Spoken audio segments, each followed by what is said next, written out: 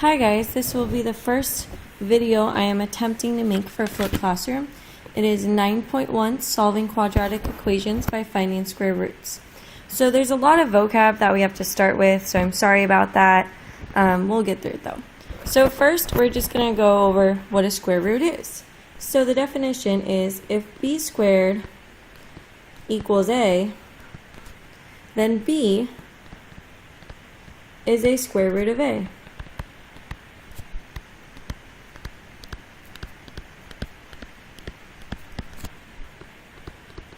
And a positive square root just looks like a normal square root. Okay, so if it looks like that, that's a positive square root. I'm going to abbreviate squares here. Okay. A negative square root will look like that, but it just has a negative sign in front. Okay, so that makes it a negative square root if it looks like that form.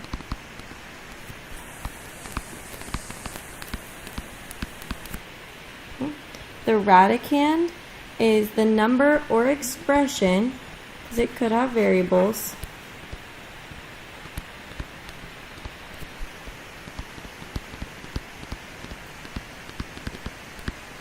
inside the radical symbol.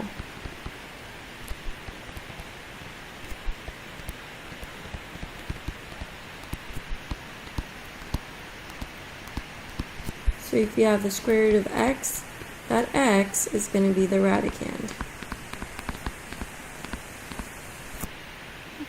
Perfect squares, we've worked with these before.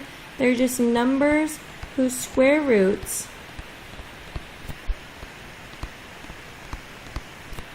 are integers or the quotient of integers.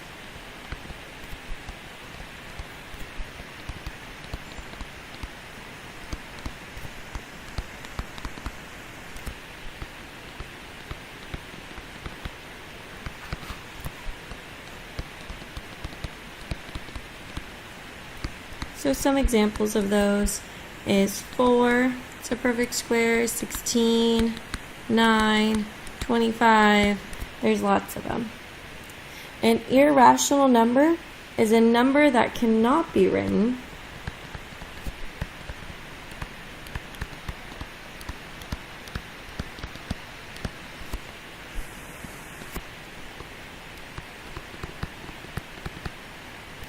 as the quotient of two integers.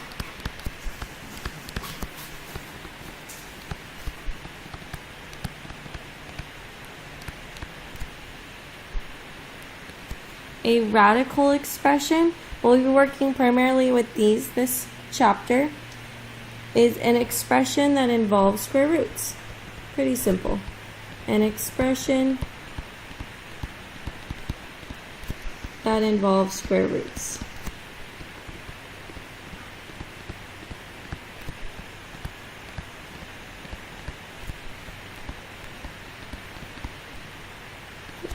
So now a quadratic in its standard form, I'm just going to write it out for you. It's ax squared plus bx plus c equals 0. And you're going to come to love this expression in this chapter and next chapter. The leading coefficient, that's just the number in front of x squared. So it's the a, okay, in standard form. So let's scroll on. Okay, I'll leave that up for 1 second. See if you're still writing. Okay. Finding the square roots of numbers. This should be pretty easy. We've already done some of this in our mental math. Okay. So if I have the negative in front of the square root, well, I know the square root of 49 is 7, so this will be a negative 7.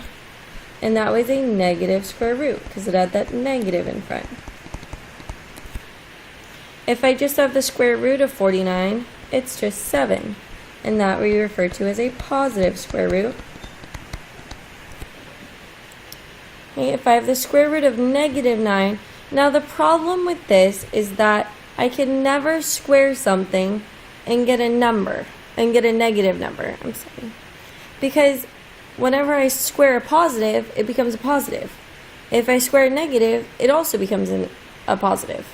So a square can never be negative, therefore I can't take the square root of a negative, so this is undefined. If you see a negative under the radicand, it is undefined. Okay? And we say there is no real square root. Okay? And so you cannot have a negative under the radicand, or as the radicand. Cannot have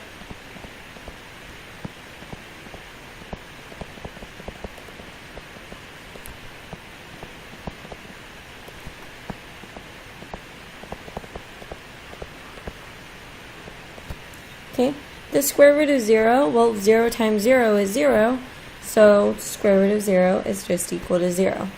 And that we call the square root of 0.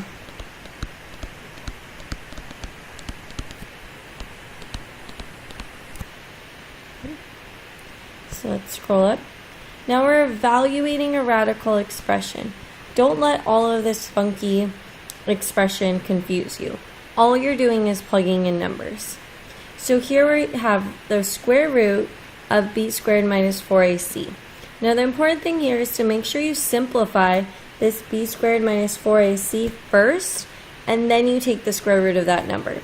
Don't try to take the square root of individual parts. We're not allowed to do that. So I'm going to plug in, so I have b squared, so my b is 8, so I'm going to put 8 squared.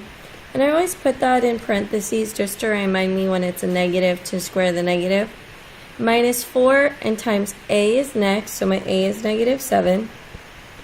And c is negative 1. So what that becomes, well, 8 squared is 64. Negative 4 times negative 7 is positive 28. Times negative 1 will be a negative 28. Sorry, this green just kind of blinked out there. So then 64 minus 28 gives me 36. And the square root of 36 is 6, and that was a positive square root. And so my answer is just 6. Okay, so I'm going to have you do this checkpoint on your own. Okay, I'll do the first one for you. Okay, the square root of 81. Well, I know 81 is a perfect square, it's just 9. Careful on this next one. It wants to do the square root of negative 64. Remember what we wrote up here. Okay, think back. I'm going to leave the rest for you to do. Okay, I will help you with 5. Remember, all you're doing is plugging in these numbers. So if I want the square root of b squared minus 4ac, I want the square root of b negative 3 squared minus 4 times a, which is 2, times c, which is negative 2. Remember to simplify that first, and your last step is to take the radical. So this one's not done, you need to finish that one. So pause the video and try these 6 problems. Okay? Okay, so you should have paused the video and tried those. I hope you did. But we're going to move on. We have one more page. So now we're solving quadratic equations. So if I'm looking here, how I solve something, if we go back to chapter 3, is to do the inverse operation. When I had something with addition, I had to do subtraction. When I had something with multiplication, I had to do division. So now I have something with a square. Well, what's the opposite of squaring something? It's taking the square root. So if I want to undo this square, I need to take the square root. Well, 6 isn't a perfect square, so I'm actually just going to leave it radical 6 as my answer. But I also have negative radical 6 as my answer, because it has both a positive root and a negative root. Because if I were to square negative radical 6, I would still get a 6, because a negative times a negative is a positive. So I have 2 answers for all of these. So for b, I'm going to take the square root of both of these. Square root of x squared will be x. And the square root of 12, or of radical 144, well, 144 is actually a perfect square, so you can simplify it. It's 12, but I also will have negative 12. And lastly, the square root of, let's see, c, if I take the square root of both sides. But, that leaves me with the square root of negative 7, and I can't have a negative as the radicand. Radicand cannot be a negative number, so that's actually going to be undefined. So it'll have no real square roots, or no real solution to this. Okay, because radical -7 is undefined, so it does not have a solution. It's no solution. Okay, now rewriting before I find the square roots, my goal here is to make these problems in example 4 look like example 3, where I can just get the square root. Okay, so my goal in these to reach the form,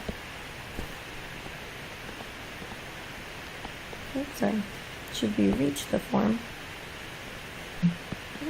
So my goal is to reach the form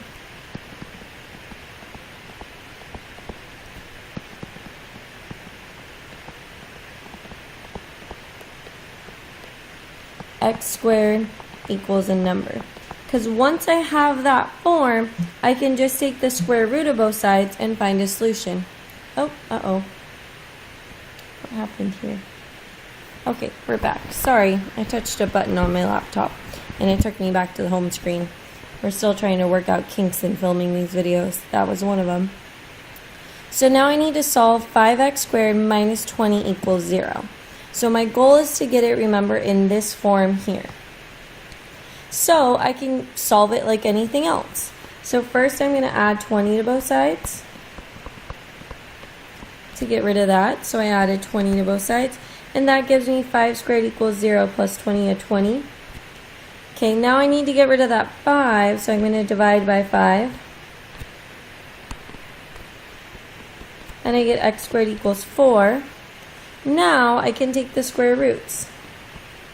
Square root of x squared is x, square root of 4 is square root of 4. And the square root of 4 is a perfect square, 4 is, and the square root of 4 will both be 2 and -2. Note that I put both answers. When you're taking a square root, unless it's 0, it's going to have 2 answers. Okay, so now I'm going to leave you to do the checkpoint by yourself and try on your own. Okay, you need to have those checkpoint problems done in order to get a stamp for your notes. But I am going to do number 8 for you just so we have one more example. So first I need to get this in this form. So I'm going to add 75 to both sides. And some of you don't write out all your steps, and I think that really, it helps to see so we don't skip anything. So here I had to bring down the 3x squared equals 75. Next I need to divide by 3. That gives me an x squared equals 75 divided by 3 will be 25.